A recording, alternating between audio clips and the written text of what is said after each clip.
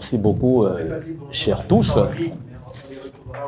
Oui, nous disons bonjour à tout le monde, ceux qui sont en présentiel et ceux qui sont à distance. Alors, il m'a été demandé, bien sûr, de vous présenter l'évaluation générale des formations sanitaires en République du Congo. Une évaluation que nous avons menée en 2023 dans tout le territoire congolais. C'est-à-dire que nous sommes partis partout pour pouvoir mener cette évaluation. Alors, notre présentation va s'articuler sur 4 points. Nous allons vous faire une brève introduction pour vous mettre réellement dans le sujet. Ensuite, nous vous parlerons des aspects méthodologiques que nous avons utilisés pour mener cette étude. Nous allons vous présenter les résultats issus de l'étude menée. Et enfin, nous terminerons par une conclusion et recommandations. Alors, en introduction, il faut dire que cette évaluation que nous avons menée en 2023 s'inscrit dans le cadre d'un projet, d'abord que le projet Kobikisa, qui est un projet du ministère de la Santé, donc du gouvernement, financé par la Banque mondiale, qui nous avait donné mission de pouvoir faire une évaluation initiale de toutes les formations sanitaires, notamment du premier et deuxième niveau. Parce que, évidemment, cette évaluation initiale devait permettre au projet de pouvoir identifier les formations sanitaires qui devaient contractualiser avec eux pour bénéficier des appuis du ministère de la Santé. Donc, il était question de voir est-ce que nos formations sanitaires, au moment où maintenant nous voulons démarrer le projet, ont des bonnes performances. Est-ce qu'on peut aujourd'hui contractualiser avec ces formations sanitaires pour les appuyer et que la population bénéficie des soins de qualité? Donc, c'est ça. Et donc, en dehors du projet Kobikisa, cette évaluation était également importante pour la CAMU, la Caisse d'assurance maladie universelle. Parce qu'évidemment, comme vous le savez, le gouvernement a un grand projet sur l'assurance maladie universelle. Et donc, il était question de voir quelles sont les formations sanitaires qui vont contractualiser avec la CAMU pour offrir les soins de qualité à la population, aux abonnés, parce qu'avec la CAMU, il y a tout un mécanisme que les entreprises devaient utiliser pour souscrire aux abonnements qui devaient permettre de bénéficier les soins de qualité. Et donc, on ne pouvait pas y aller sans faire, comme on a dit, une photographie de nos formations sanitaires pour voir est-ce que les formations sanitaires que nous disposons sont aujourd'hui capables de nous offrir les soins de qualité. C'est ça l'objectif de cette évaluation. Donc, cette évaluation a été menée par, bien sûr, Médecins d'Afrique, l'ONG Médecins d'Afrique, en collaboration avec l'Institut national de la statistique, que vous connaissez bien. Alors, quels ont été les aspects méthodologiques? Comme je vous ai dit, il s'agit d'une évaluation. Et donc, l'évaluation a concerné les 52 districts sanitaires que le pays, le Congo, dispose. Les 52 districts sanitaires qui sont repartis dans les 12 départements du pays. Nous avons eu un échantillon, on va dire, exhaustif sur les cibles qui nous ont concernés, notamment les formations sanitaires de premier niveau et les formations sanitaires de second niveau. Donc, les centres de santé et postes de santé et les hôpitaux de référence. Et donc, nous avons eu 1041 FOSA publics et privés que nous avons visités, 12 directions départementales des soins et services de santé, 52 districts sanitaires et 34 postes de transfusion sanguine. C'est ça notre échantillon. Alors, quelles ont été les variables? Qu'est-ce que nous sommes partis voir? Il y a eu des aspects liés aux ressources humaines de santé. Vous savez que dans les formations sanitaires, une formation sanitaire ne peut pas fonctionner s'il n'y a pas de ressources humaines. C'est à la base.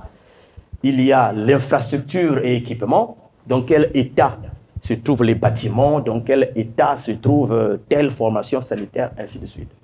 Et tous les services sont dans quel état? Et les équipements qu'ils disposent, qui peuvent leur permettre d'offrir des soins de qualité. Nous avons vu aussi les aspects d'environnement physique. Dans quel environnement les soins sont dispensés. Et le niveau d'hygiène, la disponibilité des médicaments et autres consommables et fournitures. Donc, ensuite, la disponibilité des services à offrir selon le niveau de soins. Quels sont les services que les hôpitaux offrent, quels sont les services que les soins de santé offrent, ainsi de suite. En dehors des aspects purement techniques et santé, nous avons également vu la gestion administrative et financière. Parce que vous savez que les formations sanitaires sont également des entreprises. Alors, de ce fait, nous devons regarder les aspects qui concernent l'administration, les finances, la gouvernance, ainsi de suite. Bon, rapidement pour vous dire comment nous nous sommes organisés pour mener cette étude. Déjà, nous avons eu à mener une enquête pour laquelle nous avons formé 208 agents de collecte de données qui ont été déployés sur le territoire congolais pour pouvoir collecter les données qui nous ont permis de faire cette évaluation et qui étaient supervisés par 18 superviseurs préalablement formés également. Nous avons pris le soin de sensibiliser les autorités politico-administratives et sanitaires, le personnel de santé, pour que vraisemblablement tout le monde soit impliqué, vu que cette évaluation était très capitale pour le ministère de la Santé. Et donc, dans notre stratégie, nous avons déployé nos acteurs, nos agents de collecte de données sur le terrain par binôme. Donc, 2 agents visitaient une formation sanitaire. Et on a entouré tout cela d'un contrôle régulier de qualité des données à travers nos superviseurs, mais aussi à travers nos gestionnaires de données, nos data managers, pour s'assurer que les données qui sont collectées sont des données de qualité. Alors, quelles sont les techniques que nous avons utilisées? Évidemment, nous avons réalisé des entretiens individuels, mais aussi et surtout l'observation. Donc, la principale technique a été l'observation. Évidemment, les agents de collecte, ils viennent, ils doivent observer, ils doivent voir, avant de dire, nous avons vu tel matériel, nous avons vu tel article, nous avons vu tel item. Donc, c'était vraiment basé sur l'observation et, bon, des entretiens de personnel de santé. Alors, nous avons utilisé des outils standardisés, notamment 5 grilles de collecte d'informations, des grilles d'observation. Une grille pour les hôpitaux districts, ainsi que les cliniques de niveau 2, donc les structures privées. Une grille pour les centres de santé et les postes de santé. Une grille pour les postes de transfusion sanguine. Une autre pour les directions départementales de services et soins de santé, ainsi que la grille spécifique pour les districts sanitaires. Donc, on avait 5 grilles et selon les catégories des cibles que nous avions. Alors, donc, la collecte de données, les données ont été collectées sur tablette, en utilisant bien sûr l'application Kobo Collect. Voilà.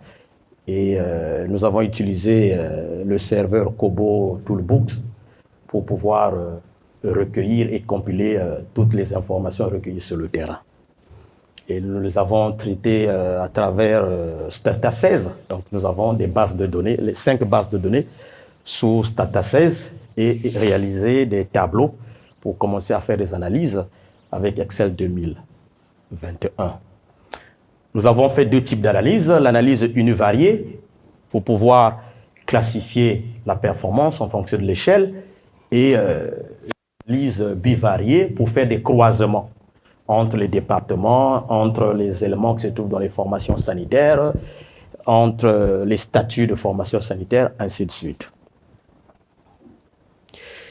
Alors, nous avons, dans notre méthodologie, vu qu'il s'agissait d'une évaluation, fait une catégorisation des structures sanitaires. Les structures sanitaires ont été catégorisées selon une échelle que nous avons élaborée en amont, ensemble avec le commanditaire, donc la Direction générale des services et soins de santé, le partenaire technique et financier, notamment la Banque mondiale, et d'autres personnes ressources. Nous avons validé une échelle de performance. Et cette échelle-là, sur la base des scores bien définis. Donc, lorsque les enquêteurs vont sur le terrain, lorsqu'ils font l'observation, il y a un certain nombre d'items qu'ils regardent. Et ici, il s'agit d'utiliser la stratégie dichotomique. Soit je vois l'article, je donne un score, le score qui est déjà défini, soit je ne vois pas l'article, donc il n'y a pas de score, donc c'est 0. Donc je dis par exemple, j'ai vu un stéthoscope, le score lié au stéthoscope c'est 1, donc je mets 1. Je n'ai pas vu de stéthoscope, le score lié est 0, donc je mets 0. Tout en sachant que pour éviter les biais, nous avons fait de sorte que les agents de collecte de données ne maîtrisent pas le score. C'était pour éviter qu'il y ait d'introduire des biais dans notre méthodologie. Donc, le score était en arrière-plan. Donc, pour l'agent de collecte de données, il vient, il observe l'article, il observe ce qu'il a vu, il coche « oui », j'ai vu, il coche là, il y a « oui ». Maintenant, en arrière-plan, le « oui » là est lié à un score. Et ces scores-là, lui, il ne devait pas en avoir, sinon, il pouvait biaiser les résultats. Ces scores, c'est l'équipe d'analyse qui, après avoir fait la collecte de données, pouvait en arrière-plan retrouver ces scores-là. C'est la méthodologie que nous avons utilisée. Donc, dans les grilles que nous avons, ces grilles étaient catégorisées, enfin, étaient reparties par section. Section 1, section 2, section 3, section N. J'insiste ici parce que c'est vraiment la base de l'évaluation que nous avons eu à faire. Et dans chaque section, il y a des questions. Je prends l'exemple, je dis section gestion financière. Dans cette section gestion financière, il y a plusieurs questions. Plusieurs variables. Et donc, pour chaque question, je prends l'exemple, est-ce que la formation sanitaire a un compte bancaire? Il y a un oui ou non. S'il a un compte bancaire, on met oui. S'il n'y a pas un compte bancaire, on met non. Et en arrière-plan, il y a un score qui est lié à cela. Et donc, il y a plusieurs questions pour cette section gestion financière. Et nous avons un total de la section. En faisant l'addition de tous ces scores-là, on trouve la somme ou le total de cette section-là. Donc, c'est comme ça qu'on nous a procédé. Donc, si la grille a 5 sections, chaque section a son score. Donc, la somme de différentes questions qui se trouvent dans la section, qui ont des scores, et on prend le sous-total, comme j'ai dit. Et s'il y a 5 sections, et maintenant, pour avoir le score global de la formation sanitaire, on additionne les sous-totaux de chaque section. En ce net moment, on a le score global de la formation sanitaire. Alors, le score global de la formation sanitaire, on le met en pourcentage, donc on donne un poids. Donc, si la section a eu 11 et que la section globale est à 97, eh bien, on calcule le poids de cette section-là par rapport à la section, par rapport à la formation sanitaire de manière globale. Et donc, on trouve un poids au niveau de chaque section. Ensuite, nous avons fait la somme de ces poids pour avoir la performance globale qui est exprimée en pourcentage. Une fois qu'on a la performance globale, nous classifions ou nous catégorisons la formation sanitaire selon l'échelle que vous voyez. C'est-à-dire les formations sanitaires qui auront un score global exprimé en pourcentage, compris entre 0 et 50%, sont catégorisées en faible performance. Les formations sanitaires qui sont entre 50% et 70% sont de moyenne performance. Celles qui sont entre 70% et 85%, assez bonne performance, et les formations sanitaires qui ont entre 85% et 100% de performance globale sont de bonnes performances. Parce que cette catégorisation, selon les commanditaires, était très capitale pour pouvoir appuyer les formations sanitaires de faible performance pour qu'ils améliorent leur performance et en fonction de chaque niveau. Et c'est cette catégorisation qui a permis au projet Kobikisa de pouvoir identifier la première cohorte des formations sanitaires qui devait contractualiser avec eux dans le cadre de l'approche financement basée sur les performances. Cela devait permettre, si vous avez été choisi, parce qu'aujourd'hui il y a eu déjà 2 cohortes, si vous avez déjà été choisi comme moyenne performance, avec le système FBP, financement basé sur la performance, on vous incite en fait à la performance. Puisque le projet Kobikisa, excusez-moi une parenthèse pour que vous maîtrisez bien cela, le projet Kobikisa apporte un certain investissement à ces formations sanitaires qui sont choisies pour pouvoir améliorer ce qui est amélioré sur la base de l'évaluation que nous avons menée. C'est-à-dire, c'est sur la base de cette évaluation que les formations sanitaires devaient faire des budgets d'investissement et envoyer ces budgets d'investissement au projet Kobikisa. Et le projet Kobikisa donne un fonds prévu pour ça, pour qu'ils améliorent ce qui est à améliorer. De sorte qu'avec le financement basé sur la performance, on les incite à la performance et que, au fur et à mesure de l'évolution du projet, les équipes vont passer pour faire le suivi de ce qui a été vu au début. Est-ce que ça s'est amélioré? Est-ce que si on avait dit il y avait un problème d'hygiène et que l'hygiène était classée faible performance, ça veut dire que l'hygiène est vraiment chaotique. Est-ce que maintenant, vous avez fait des efforts pour améliorer l'hygiène? Et donc, il y a tout un travail après cette évaluation initiale qui va se faire à travers ce mécanisme que j'ai dit de financement basé sur la performance. De même que la CAMU, la Caisse d'assurance maladie universelle, devait aussi utiliser ces résultats-là, cette catégorisation-là, pour dire, moi j'ai mes abonnés, ce sont des entreprises, ces entreprises sont très exigeantes, et donc, si je choisis n'importe quelle formation sanitaire ou des formations sanitaires qui ont des faibles performances, il est évident que les travailleurs qui sont dans ces entreprises-là, qui doivent souscrire à l'assurance maladie universelle, vont être réticents. Et donc, cette évaluation a permis à la CAMU, ou va permettre à la CAMU, de pouvoir contractualiser avec certaines formations sanitaires qui seraient d'un niveau de performance acceptable. Et c'est sûr que, puisqu'il s'agit des formations sanitaires du pays et qu'on veut couvrir l'ensemble du territoire congolais, même l'assurance maladie universelle, c'est sûr qu'on va inciter ceux qui sont de faible performance, les appuyer pour qu'ils améliorent leur performance. Nous allons voir dans les résultats que la situation est vraiment plus ou moins criarde. Donc c'est ça, cette échelle-là que je vous ai montrée.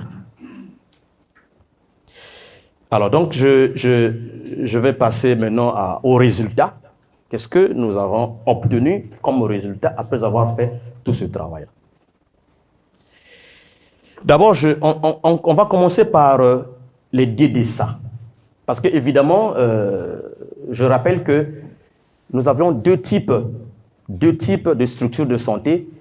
Les structures en charge d'administration sanitaire, notamment les DDSA et les districts sanitaires, et les structures en charge des soins, notamment les hôpitaux de base et les centres de santé intégrés, tant publics que privés.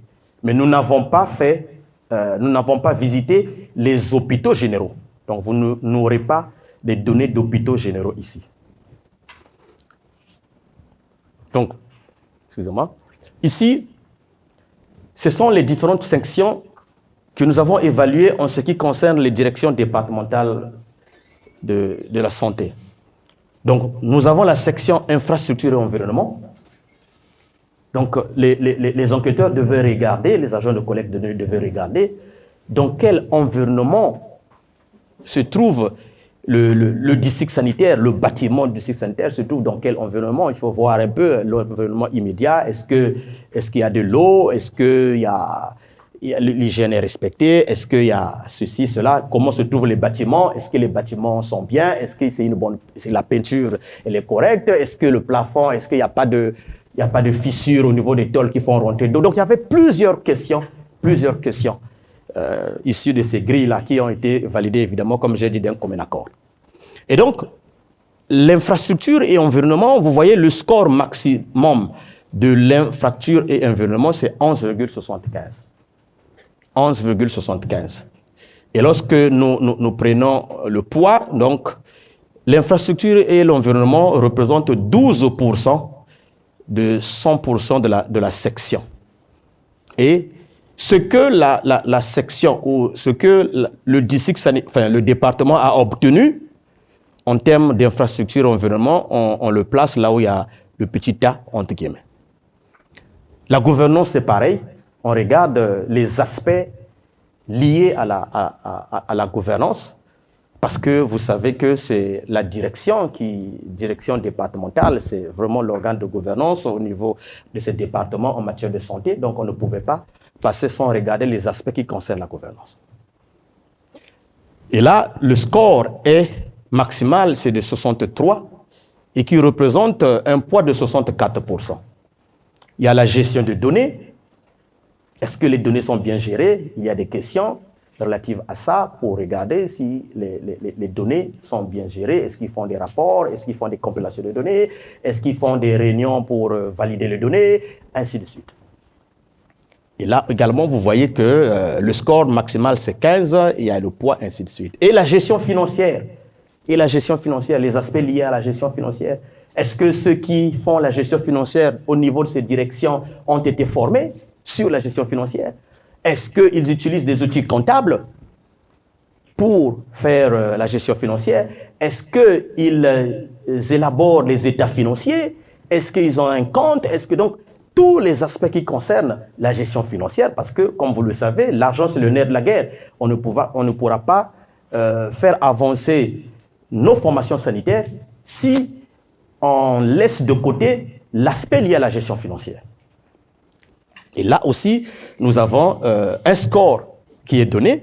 Le score de toute la section, c'est 9,25 avec un poids de 9%. Et le petit d, c'est le score que la formation, la direction obtient.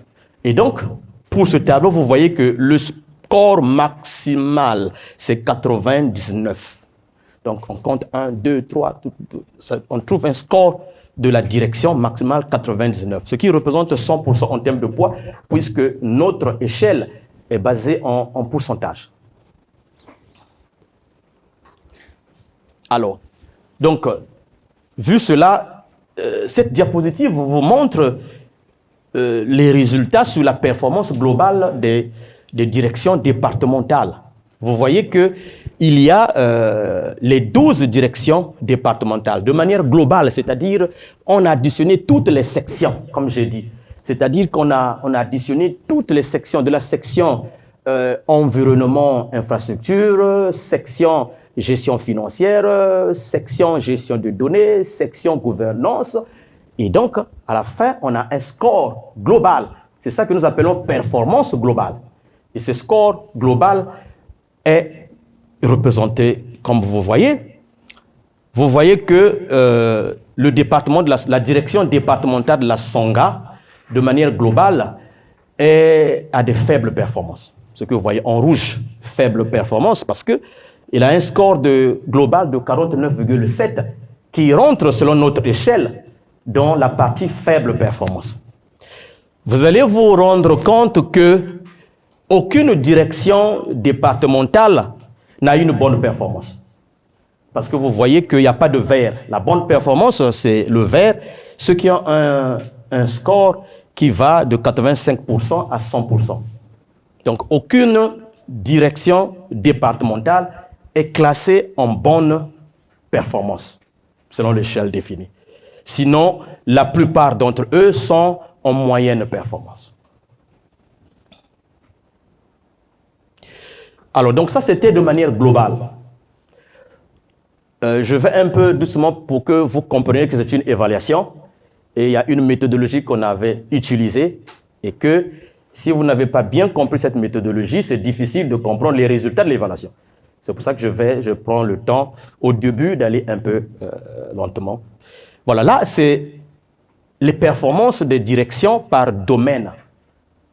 Nous avons 4 domaines que nous avons évalués. Le premier domaine, c'est l'infrastructure et environnement.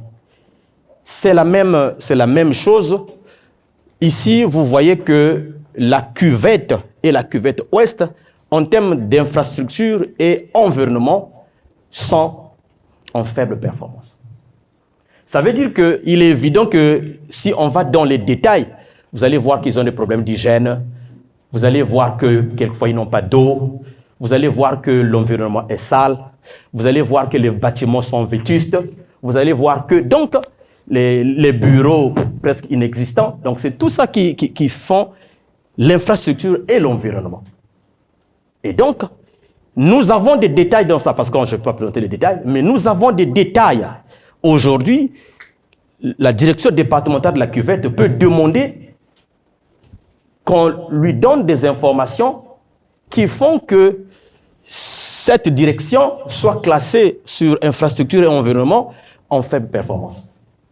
Évidemment, avec la base de données, on peut dire à la direction, eh bien, voici tel élément, tel élément, tel élément, tel élément qui manque chez vous. C'est pour ça que vous êtes classé au rouge. Et donc, si vous faites des efforts pour améliorer tel élément, tel élément, tel élément, vous pouvez sortir de cette situation. Vous pouvez peut-être basculer à la moyenne performance. Vous pouvez peut-être basculer à l'assez bonne performance. Vous pouvez peut-être basculer à la bonne performance.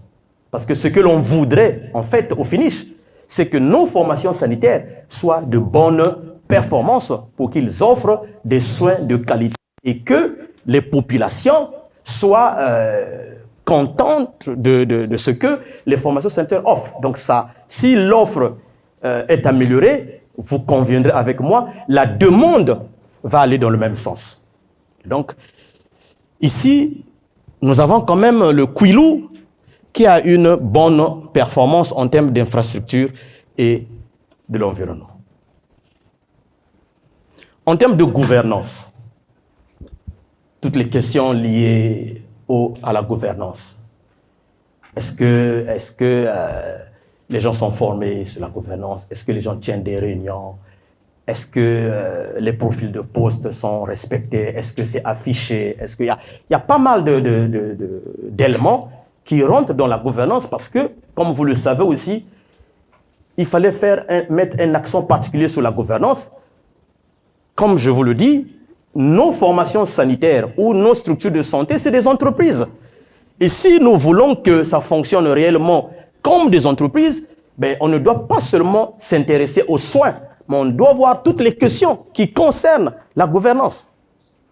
C'est très important. Et en matière de gouvernance, voilà, vous avez sur les directions départementales, vous avez la Songa toujours qui a 25,8% en matière de gouvernance, donc mal gouvernée.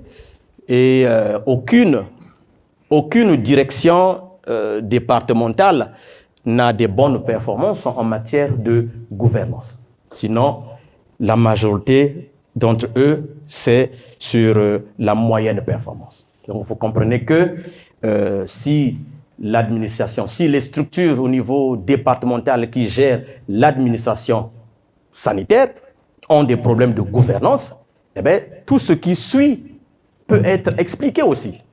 Voilà. La gestion des données, c'est pareil, en matière de gestion des données, est-ce que les départements gèrent bien les données? Est-ce qu'ils gèrent bien les données? Aujourd'hui, il y a un système d'information sanitaire qui existe.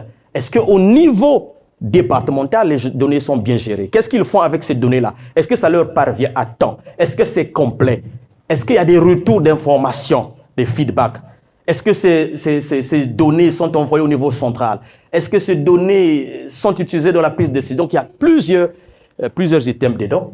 Et là, également, vous voyez qu'il y a à peu près 5 directions départementales qui ont des sérieux problèmes de gestion de données, notamment Brazzaville, Likwala, Plateau, Pointe-Noire et le Poul.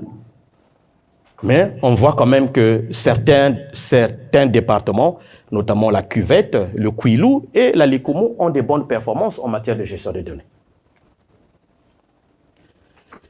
La gestion financière. Alors, la gestion financière au niveau de des directions départementales, il n'y a que le Plateau qui est classé, selon l'échelle de performance, en faible performance. Ici, on voit quand même qu'il y a 6 directions départementales qui ont des bonnes performances en matière de gestion financière, notamment le Poul, Pointe-Noire, Niari, Kouilou, Cuvette, Bouenza, sauf Brazzaville. Hein. Brazzaville, c'est assez bonne performance. Et voilà. Ça, c'était l'évaluation des directions départementales. On vient par la suite au district sanitaire. Le district sanitaire, comme vous le savez, c'est des entités opérationnelles. C'est des entités opérationnelles. Et donc, ce sont les districts sanitaires qui sont un peu plus proches des formations sanitaires en charge des soins. Et c'est évident que si ces districts sanitaires fonctionnent correctement, ont les moyens de leur politique, je pense qu'ils peuvent bien faire leur travail d'encadrement des structures de soins. Alors ici, c'est pareil, hein, ce tableau, je vous ai présenté ce tableau sur les directions. Les districts sanitaires répondent aux mêmes sections. Section infrastructure, environnement, gouvernance, gestion des données, gestion financière. Ici, vous allez voir qu'il n'y a pas de section relative aux soins. C'est normal parce que eux, ce sont des structures en charge de l'administration sanitaire. Ils ne sont pas des structures de soins. Et voilà le tableau qui montre le score tel que c'est attribué par section et le score global avec le poids relatif.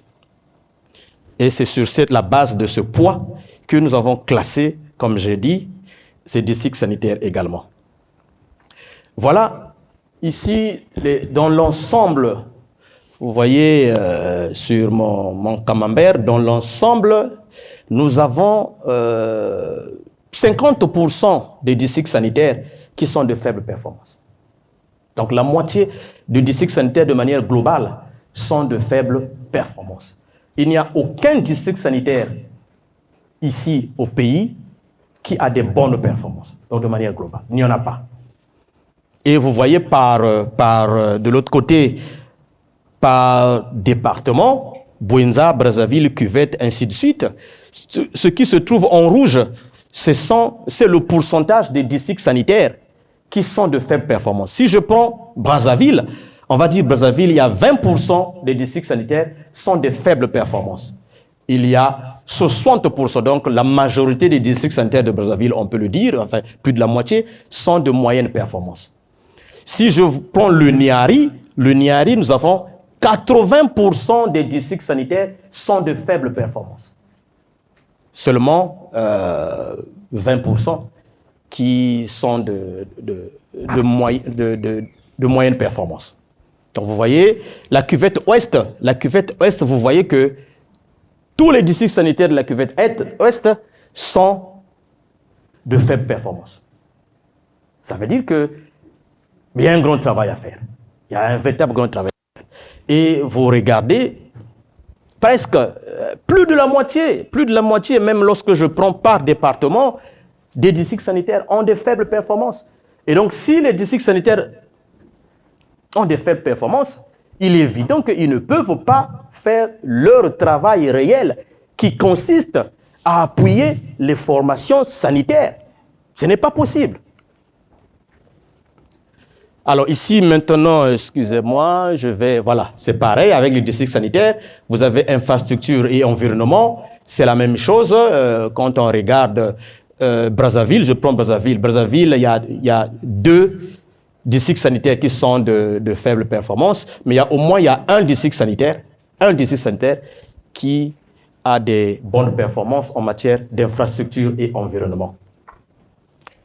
Et la Bouenza aussi qui a un district sanitaire qui a des bonnes performances. Vous voyez le pool a 7 districts sanitaires. Sur les 7 districts sanitaires du pool, il y a 6 qui sont de faibles performances en matière d'infrastructure et d'environnement.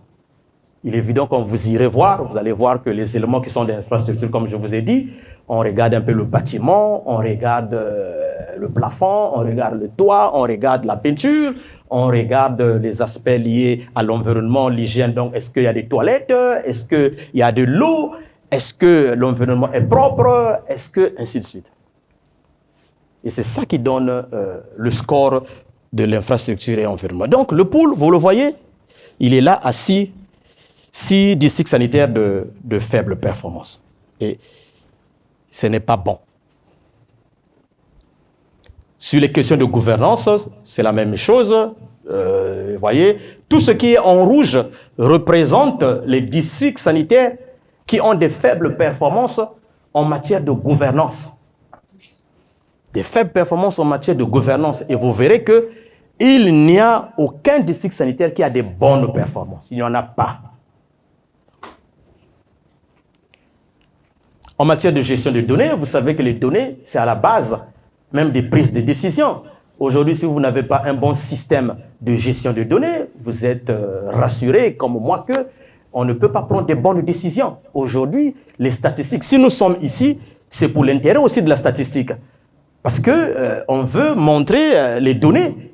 Et si ces données-là ne parviennent pas à un certain niveau, les données ne sont pas bien gérées, nous sommes persuadés qu'on ne pourra pas aller de l'avant dans l'amélioration de l'offre et de la demande des soins.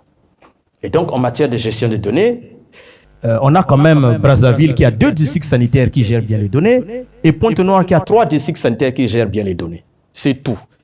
Voilà. Le reste, soit ils sont en moyenne performance, assez bonne performance ou faible performance. Alors, la gestion financière. C'est pareil, vous voyez dans la Bouenza, les 5 districts sanitaires de la Bouenza ont des faibles performances en matière de gestion financière. Faibles performances.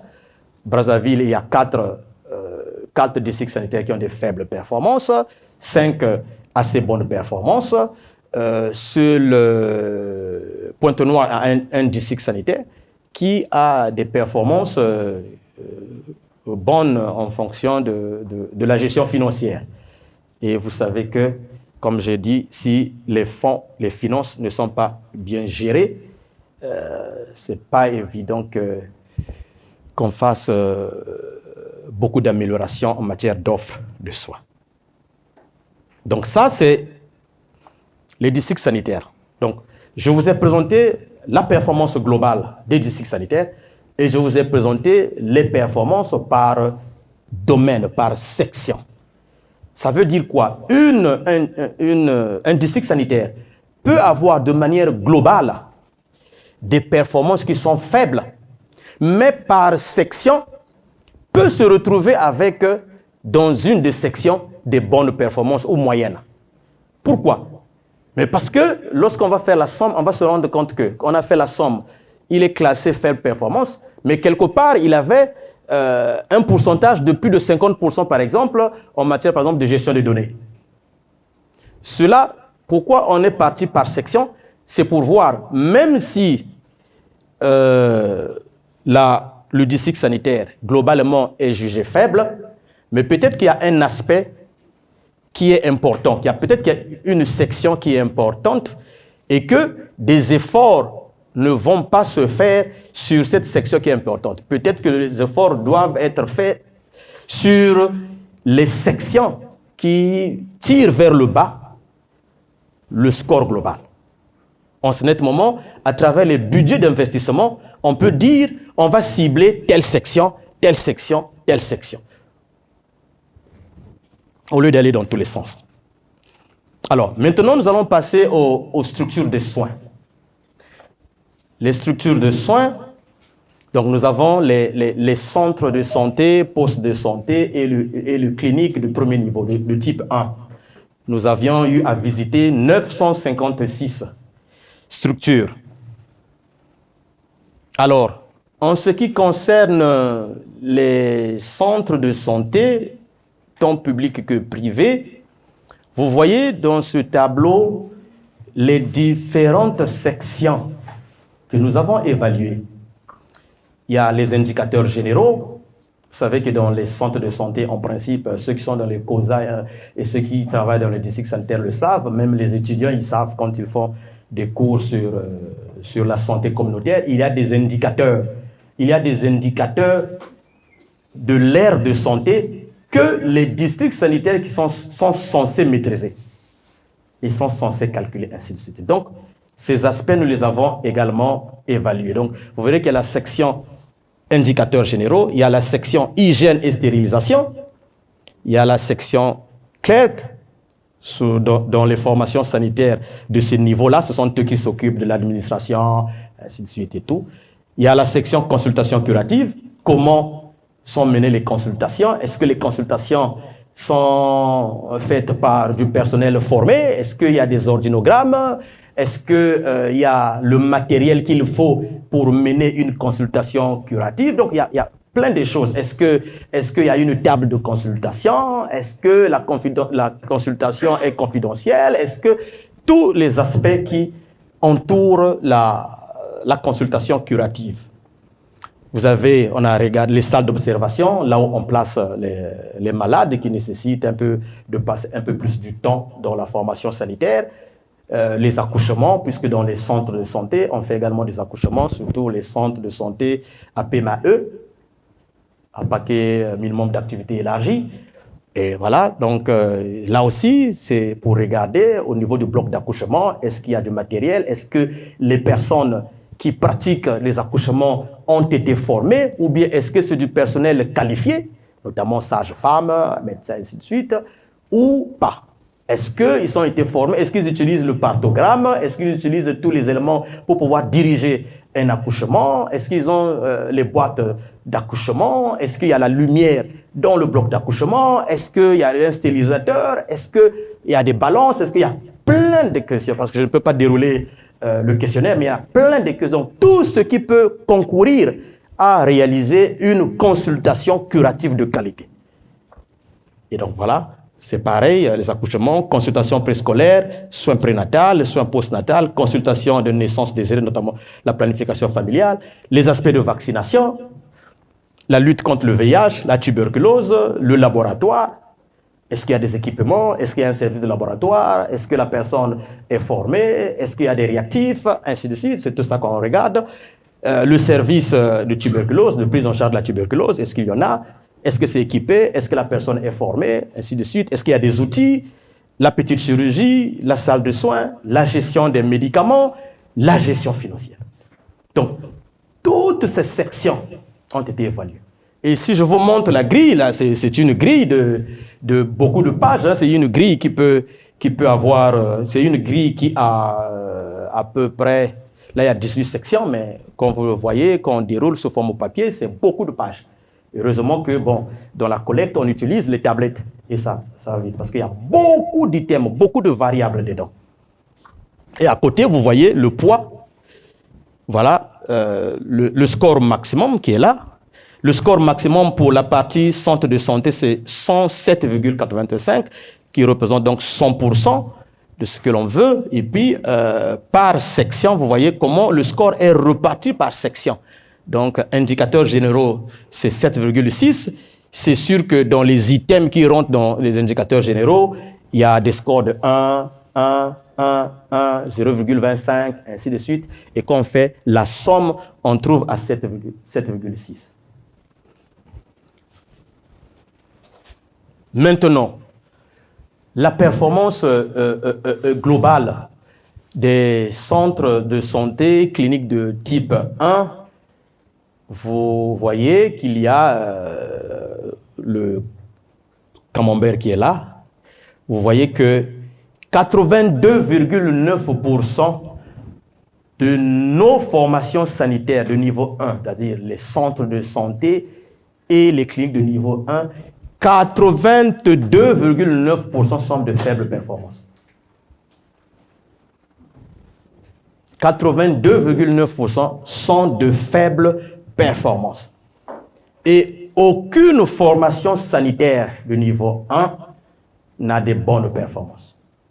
Même à ces bonnes performances, nous n'avons que 2% de formations sanitaires qui ont des assez bonnes performances. Ça veut dire que la situation est criarde. Nous-mêmes, en tant qu'acteurs de santé, lorsque nous avons commencé à analyser les résultats, on s'est dit, mais c'est pas possible, mais comment les gens font pour vivre? Entre guillemets, certainement il y a la main du Très-Haut, mais parce qu'avec ce niveau de performance, presque la majorité des formations sanitaires ont un faible niveau de performance. Et si je vous montre des images, j'ai eu la chance d'aller en supervision sur le terrain, non, c'est criard. Vous allez vous rendre au fin fond, vous allez voir l'état de ces formations sanitaires, l'état de ces centres de santé qui soignent des Congolais, c'est criard. Ici, on vous dit qu'ici, quelqu'un a accouché est sorti indemne, il faut dire, comme disent les chrétiens, gloire à Dieu. C'est vraiment criard. Et vous voyez, en termes lorsqu'on fait la représentation, la distribution par département, vous voyez vous-même que tous les départements sont rouges. Aucun département n'est épargné. C'est en rouge. C'est vraiment criard. Et donc, les décideurs ou les autorités sanitaires ont du boulot pour renverser cette tendance-là. Bien sûr, nous tous, parce que nous sommes tous acteurs de santé. Alors ici, vous voyez que c'est 18 domaines. Donc, je ne peux pas vous présenter les 18 domaines tels que je vous ai monté ça dans le tableau. Je ne peux pas, sinon on ne va pas finir ici. Il y en a plein.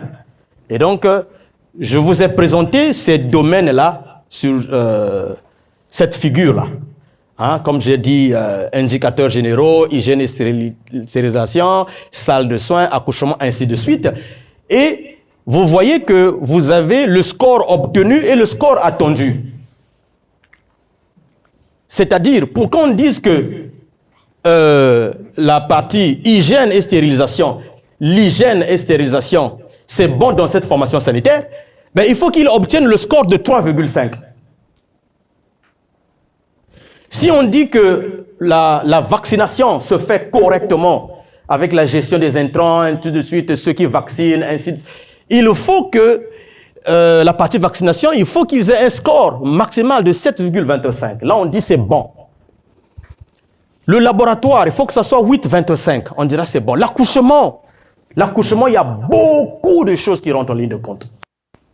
Quelquefois, c'est pour ça que quelquefois on se dit, mais pourquoi, bien qu'il y a un fort pourcentage des praticiens de l'accouchement, mais la mortalité maternelle, comme vous le savez, est toujours élevée. Ce contraste-là a toujours existé, on se demande pourquoi. Mais lorsqu'on regarde ici, pour qu'une formation sanitaire, un centre de santé offre des services d'accouchement de qualité, vous voyez, le score attendu, c'est 17,5. C'est-à-dire on a pointé les différents éléments qui rentrent dans le service d'accouchement de qualité. Tous ces éléments-là. Bon, les gens ont dit que non, vous avez été trop exigeant parce que les normes que vous avez utilisées, c'est comme si on était en Europe, c'est comme si... Mais attendez, on ne peut pas faire autrement. Nous, on n'a pas une autre médecine. La médecine est universelle. Si ailleurs, pour faire pratiquer un accouchement, il faut que dans ce service-là, il faut qu'il y ait ça, on ne peut pas faire autrement. Évidemment, donc vous voyez que lorsque je prends l'accouchement, dans nos formations sanitaires sur la section accouchement, la moyenne que nous avons, c'est 4,4. Donc, la moyenne des formations sanitaires dans la section accouchement, qui devait être à 17,5, c'est 4,4. Vous voyez la différence?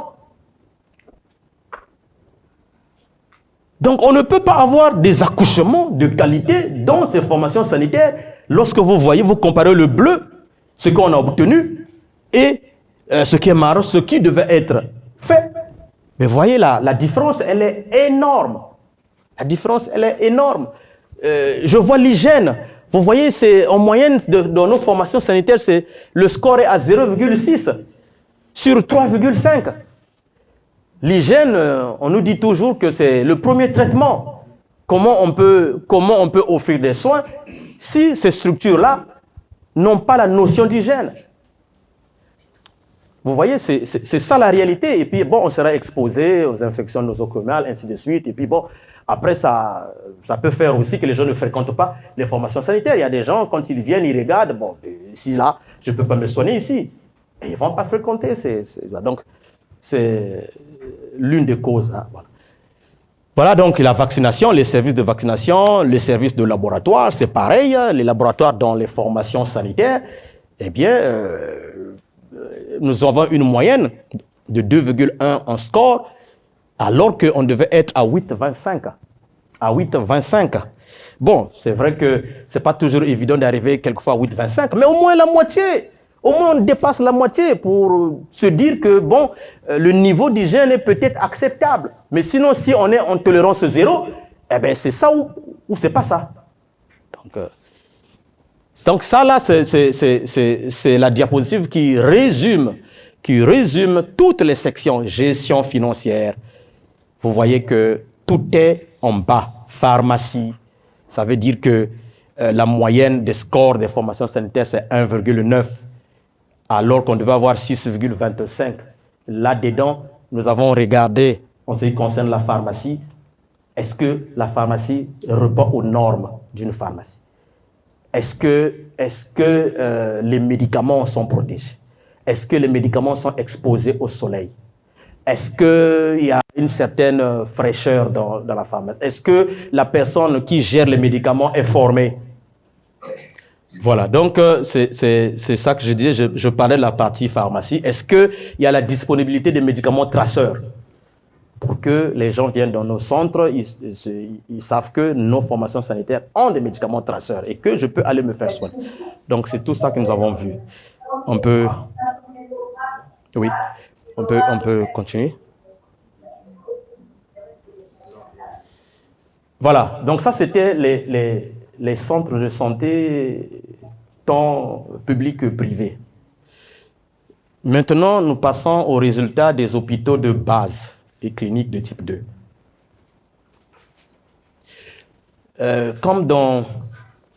Comme sur les centres de santé, ici également, nous nous sommes intéressés à 21 sections. 21 sections. Et donc, vous voyez, nous avons vu les infrastructures et environnements, comme je vous ai dit, les organes consultatifs des hôpitaux, comme les comités de gestion des hôpitaux, les conseils d'administration, ainsi de suite, les outils de gestion dans ces hôpitaux, la gouvernance des hôpitaux et le pilotage. Voilà, donc la gouvernance, la gestion technique, la gestion financière, l'hygiène, les consultations aux urgences, parce que là, c'est les hôpitaux, les consultations externes, le service de stomatologie, consultation externe d'ophtalmologie, d'ORL, l'imagerie, le laboratoire, les salles d'hospitalisation. Est-ce que ça répond aux normes? Les services de gynécologie, la pharmacie, la pédiatrie, la chirurgie, ainsi que le bloc opératoire, les activités de recherche et les indicateurs de fonction. Donc, nous avons évalué toutes ces sections en ce qui concerne les hôpitaux de base ou les cliniques de type 2 que nous avons. Voilà, et donc voilà, et vous voyez que le poids est là et le score attendu dans l'ensemble d'un hôpital de base, le score attendu est de 137. Score attendu. Mais vous allez voir que... Alors, voilà les résultats au niveau des hôpitaux de base et de ces cliniques de deuxième niveau. Vous voyez que en fonction de leur statut, selon que ce soit des hôpitaux publics, privés à but non lucratif, privés à but lucratif, et confessionnels, donc religieux, ainsi de suite. Et vous voyez que 53,1% des hôpitaux du secteur public sont de faible performance. Suivi, il n'y a aucun hôpital public de bonne performance. Il n'y en a pas. Hôpital de base. Et donc, là où il y a des hôpitaux ou des cliniques de type 2 de bonne performance, n'a été retrouvé que au niveau des privés à but lucratif, où il y a 66,7%. Et je peux vous dire, parce qu'ici on n'en a pas, ces cliniques se trouvent à Pointe-Noire, pas à Brazzaville. Il n'y a qu'à Pointe-Noire où on a trouvé des cliniques qui représentent les 67% de bonne performance, avec vraiment un certain niveau d'équipement, ainsi de suite. Vraiment, tout le monde a regardé. Voilà. Mais ailleurs, il n'y en a pas. Vous voyez qu'à but non lucratif, 33%, la majorité c'est à moyenne performance, confessionnelle, pareil.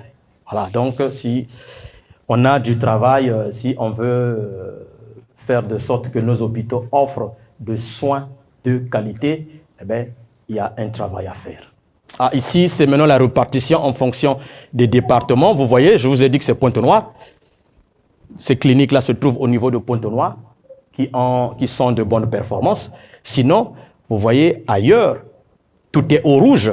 Tout est au rouge. Donc, nos hôpitaux, tant privés que publics, vous voyez, dans l'ensemble, sont de faibles performances.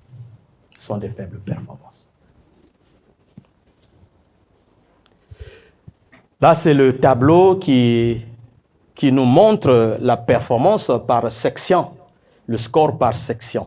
Notamment, comme je vous ai dit, le service de pédiatrie, chirurgie, pharmacie, gynéco, vous voyez, service de laboratoire, hospitalisation, consultation externe, hygiène, gestion financière, technique, gouvernance, ainsi de suite.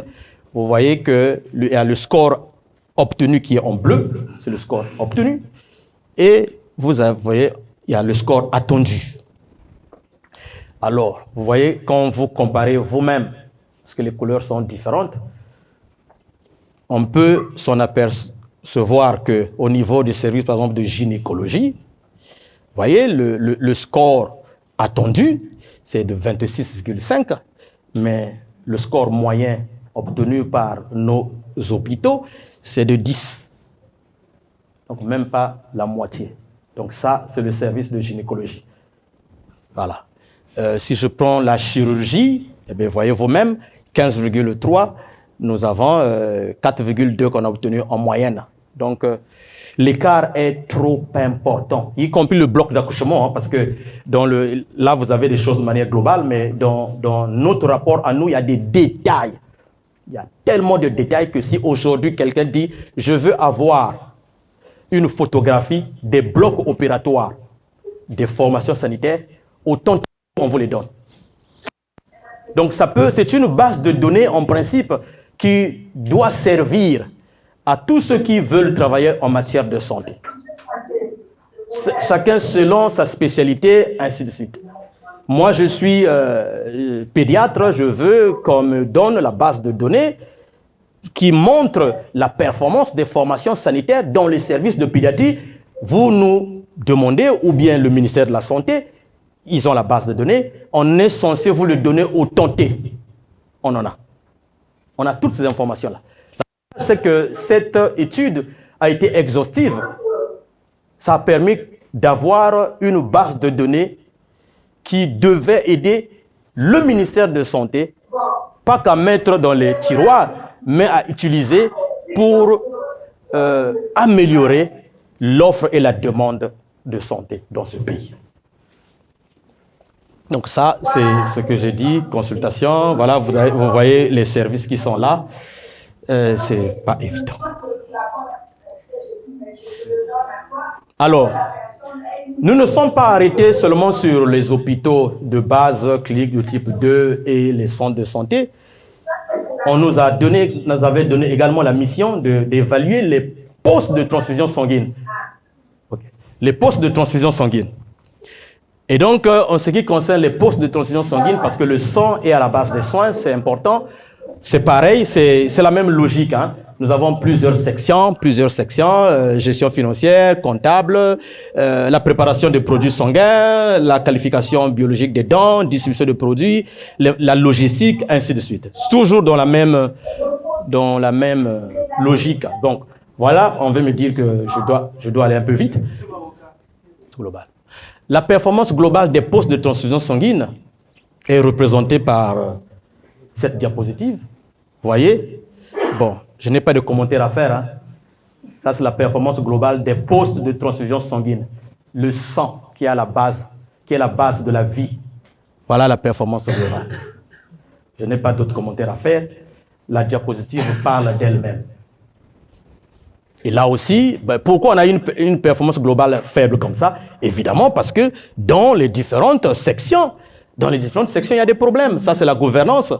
Au niveau des postes de transfusion sanguine, vous voyez, des rouges partout, les verts quasiment rares. Donc, ça veut dire tout ce qui est rouge, qui est très faible, tout ce qui est vert, c'est ce qui est bien, mais quasiment rare.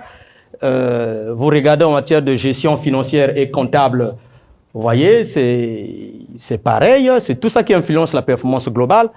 Vous regardez en matière de gestion technique, la technicité, comment ça se fait, c'est pareil, il y a du rouge partout. Vous regardez au niveau de la préparation de produits sanguins, voilà, il y a du rouge partout. Bon, voilà, donc en ce qui concerne les PTF, voilà ce que je vous ai présenté. Vous conviendrez avec moi, il faut qu'on soit en bonne santé, il faut qu'on nous traite lorsque nous sommes malades, mais si on n'a pas du sang, allez-y comprendre. Voilà, donc je vais conclure ma présentation. Je vais conclure pour dire que, en somme, nous avons 8 DDSA sur 12 qui ont une moyenne performance globale. Et aucune DDSA n'a une bonne performance. Ça, on vous l'a dit. En ce qui concerne les districts sanitaires, 50% des districts sanitaires ont une faible performance globale. 50%. Et aucun district sanitaire n'a une bonne performance globale. En ce qui concerne les structures de soins, vous voyez que plus de 3/4 des centres de santé, postes de santé ou cliniques de type 1 ont une faible performance. Plus de 3/4. Et pour ce qui est de type 2, la performance dans les hôpitaux est majoritairement faible. La performance globale, majoritairement faible. Néanmoins, on trouve tous les hôpitaux de base de type 2, des départements de la Likwala et de la Cuvette Ouest, ont des faibles performances. Seul le département de Pointe-Noire, comme je vous ai dit, seul le département de Pointe-Noire dispose de quelques structures de type 2 qui ont une bonne performance sur l'ensemble. En ce qui concerne les PDF, sur l'ensemble qui a été évalué, vous voyez que seuls 50% des PTS de Pointe-Noire ont une assez bonne performance. seul. Et le reste des PTS, des postes de transfusion sanguine, de tous les départements, ont une faible performance. Donc, au finish, si on prend la résultante, tout est faible. Tout est faible. Le champ est vaste. Il y a un grand travail à faire. Ce qui a été difficile pour nous de pouvoir spécifier les recommandations. Parce qu'on s'est retrouvé dans une situation où presque majoritairement il y avait des problèmes. Majoritairement. Donc il y a un travail de fond à faire. C'est pour ça que nous avons demandé à la Direction générale des soins et services de santé, mais la principale recommandation, ils doivent appuyer les différentes structures d'administration sanitaire décentralisées et les structures de soins. Il faut un appui conséquent, tant en ressources humaines, tant en équipement, tant en encadrement, tant en plateau technique. Vraiment un appui conséquent en termes d'infrastructure, en termes d'hygiène, en termes de plateau technique, de gestion de médicaments, de gouvernance, de gestion financière pour une bonne offre de soins. Pour une bonne offre de soins. Et que les décideurs devaient vraiment prendre en compte cette évaluation initiale pour pouvoir booster les indicateurs de santé et améliorer l'offre et la demande de soins. Voilà ce que j'ai bien voulu vous présenter concernant cette évaluation. Je termine par là et je vous remercie.